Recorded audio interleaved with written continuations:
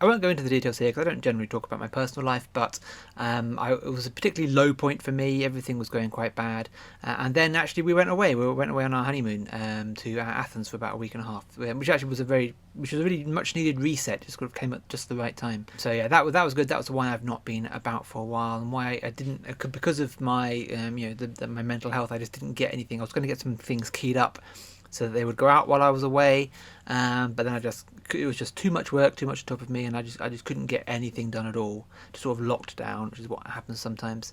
But yeah, so I didn't get anything out before, and I couldn't get anything ready to go out during. So that was just at least a couple of weeks that I just couldn't get anything out.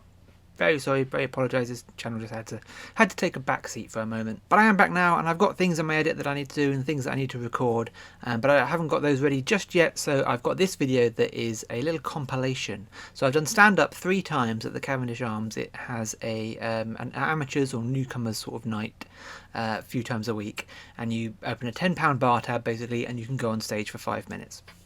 And it's all people either, it's all amateurs testing out new material or just doing it for the first time, just for a laugh, as I did a couple of years ago.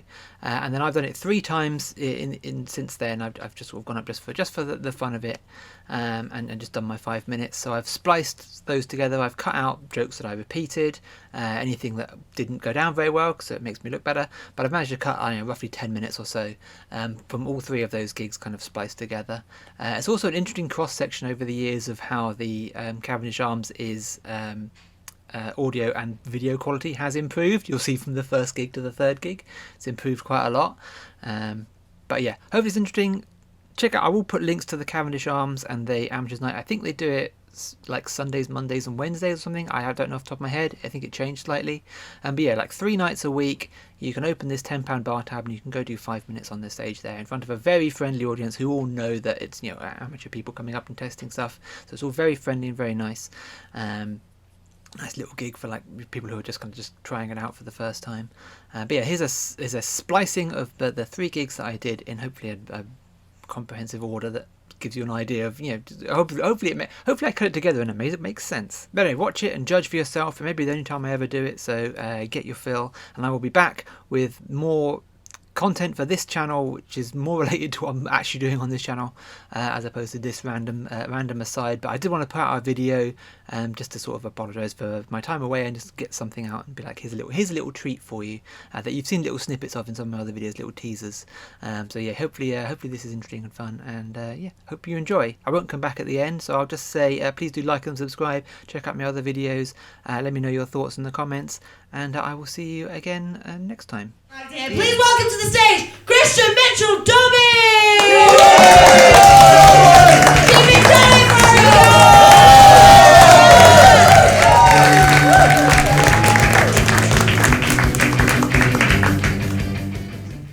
Hello.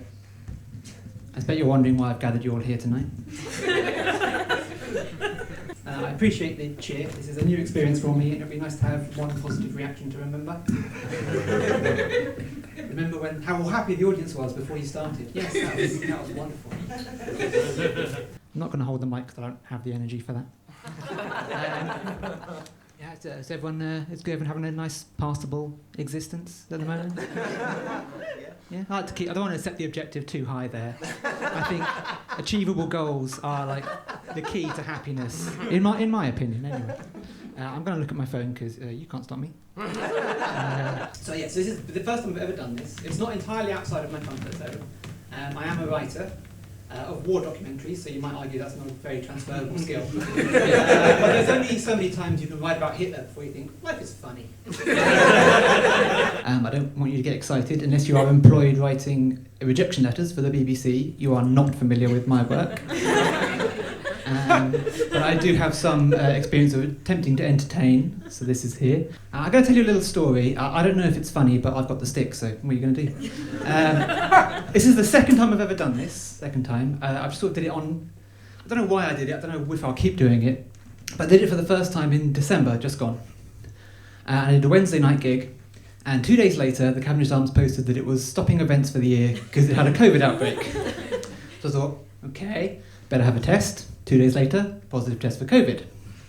2 days after that, couldn't get out of bed because I felt like I had the bloated corpse of Boris Johnson sitting on my chest. What I'm trying to tell you is that the first time I did stand-up, it literally nearly killed me. Some people might take that as a sign. I, however, thought that society is crumbling, the world is burning, we're all going to die. There's got to be a joke in there somewhere. Generally never done this before. I'm not sure what possessed me. I think it's partly just because I don't want to get too crass, but the last few years, just on a personal level, have been a bit of a thing. I'm sorry you had to hear that, but it's true. And it's just kind of gotten me down. And it wanted me to get out of my comfort zone and do something, just kind of shake things up. I don't know why someone's laughing at me. I will say that this is not what I do. I don't generally do this. This is the third time I've ever done this. I've done it on this stage twice before, and I've got into the arguably very strange habit of doing this once every 18 months.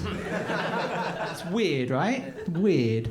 I did it at the end of 2020, after the lockdown and everything, so I was like, we were trying to figure out how to be people again. And I was like, well, I'll give this a try. And then I did it early last year, when I kind of had a new job and I was trying to figure out my career and everything else, and there was a lot on my mind. And now I'm doing it now. I've just lost my job, and I'm getting married on Saturday, and I've got a lot of feelings that I need to get off my chest. So basically what I'm telling you is that this is therapy for me, which, as any therapist will tell you, is a real red flag. I should not be using this as this. It's very bad. But I've only ever spoken to a therapist once, really. I did speak to them about my fears, my doubts, my dark thoughts. But all they had to tell me was to stop following them around Tesco's. So, and then they had security throw me out. I think we can all agree therapy doesn't work. It's very scary. It's not something I regularly do. This is very scary being up here. It may not necessarily appear that I am scared, because I am very dead inside. So, but I am. We all have that little voice in the back that's the panicked voice that says, "What are you doing? You're not good enough. No one will ever love you. You're going to die alone." Normal stuff, everyday things that you think. My name's Christian. As you can probably tell, I'm a lot of fun. That was an example for you there. The volume of fun that I can bring to any given situation. It was a Mexican wave, but none of you joined in. So didn't really work. None of you. Obviously, you're not on my level. So it's not going to work. It can be overwhelming, I imagine, for someone with this much charisma to be on the stage in front of you. So don't panic. I'm a professional. I can tone it down. How is it now? Better? Good. But yeah, so I'm right. So it is an oddly stressful experience, because there's a lot of people. When you're working on a film or a show, there's a lot of people to kind of disappoint. There's a lot of actors and producers and people who plug cables into other cables, or whatever nerds on set do. You don't watch the credits, you don't give a fuck what happens. And there's a lot of people to disappoint before you even get to an audience, so I kind of cut all them out, and the only person I can disappoint here is myself, and fuck that guy. He's hated me for years. I know where I stand with him. As that process, I do have a lot of sort of spare thoughts, and I did think, what if those thoughts could be a burden on other people as well. So I thought I would give my hand up here. And I've written them down, so buckle up. Right, so first off, okay. A lot of people assume that I'm depressed.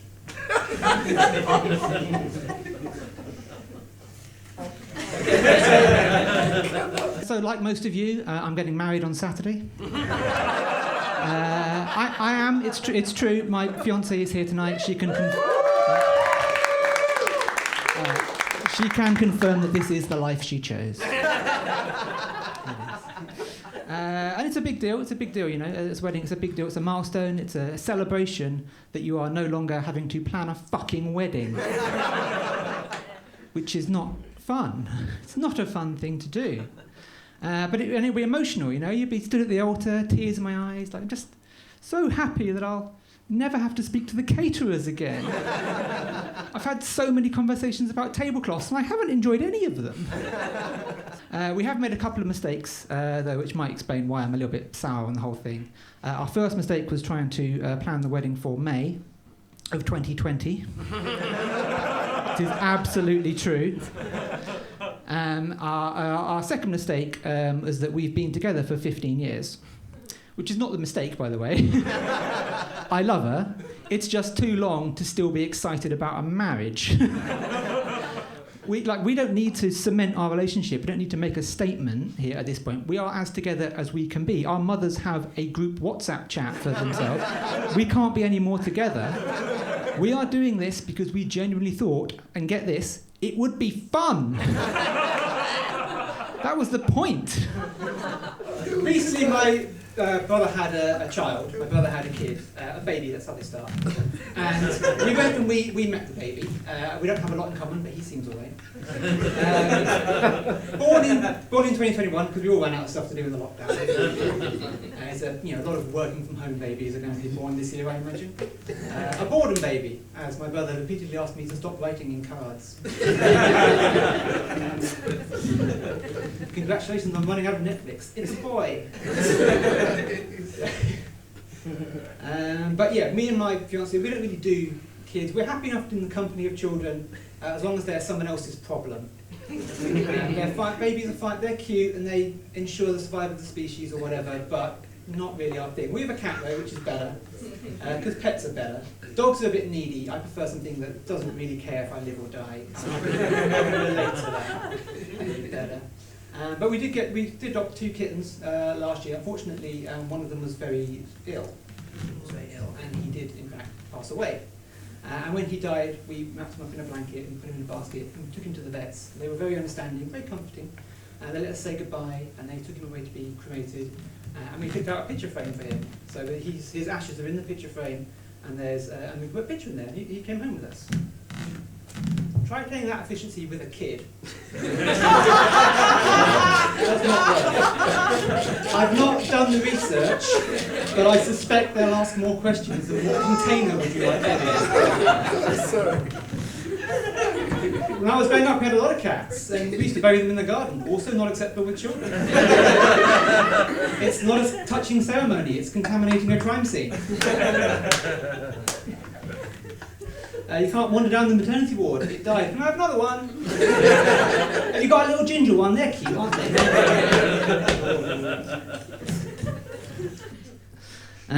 But yeah, I've been given the minute warning, so I just want to outline my thoughts on the Middle East and then move on. But yeah, I do kind of want to take this seriously. I'm not quite sure why, but I'm a pretty confident person. I mean, I'm a straight white man. Hold your applause.